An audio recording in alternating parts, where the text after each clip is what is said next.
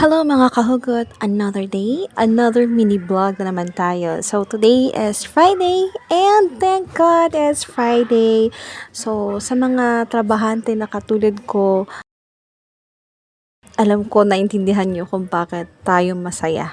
Kasi pag tapos na yung weekdays, weekend na, and then pag after nyan, next weekdays na. So, sa mga 15:30 ang sahod, alam ko na alam nyo yung ibig sabihin ko niyan. Kasi hindi pa naman ako monetize kay Meta. So, yung motivation ko dito is yung sahod ko every 15 and 30.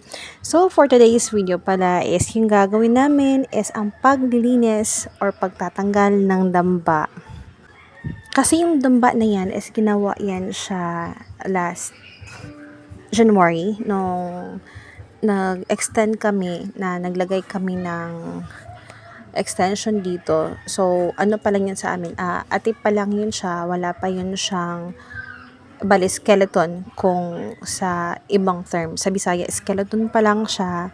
So, hindi pa siya buo kay ang among balay. Hindi pa siya buo. So, kwarto pa lang siya. So, karon amo siyang gitanggal kay di na siya kailangan. Kay naguot-guot lang siya sa among lugar. So, kailangan siya i-remove kasi gitaya na siya, kinakalawang, and marupok na. Sa English, brittle. So, hindi na siya ganun katibay. So, kailangan na siya tanggalin at para naman po malinis na yung aming lugar. Kasi pag may pera na kami this coming December, yung plan namin is mag-add or mag-extend na kami para naman po may kusina at saka sala na kami. Kasi ang hirap po talaga pag nakikikusina ka, wala kang sariling lababo, yun, mahirap talaga. At yung mga bagong lang nagpamilya is iba talaga yung meron kayong sariling inyo na masabi nyo kahit maliit basta sa inyo maganda na yun talaga sa mag-asawa, 'di ba? So dito pala is minimake sure ng husband ko na ma-arrange talaga siya ng maayos kasi hindi kasi palagi ito naayos ng husband ko. Kung may time lang talaga, yun lang talaga na maaayos yan siya. So, minimake sure niya na maayos yung mga scene sa Bisaya para ma-adjust na namo siya. And then, dili siya maka-cause og danger kay scene ba yan na siya, so delikado na siya sa amua kay labi na sa makita ninyo gitaya na jud na siya, amo lang jud na siyang giayom-ayom kay lisod jud ning wala tay kwarta no, kay ultimo ka ng mga gamit kung kaya gamiton oy nga nagong dili gamiton nga kasayang ana. So, dili lang jud ta mag-inarte kung kaya gamiton jud na.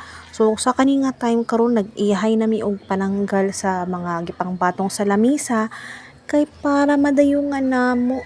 Kay sa nakita ninyo ang among arrangement is murag katag jud kay siya, di ba?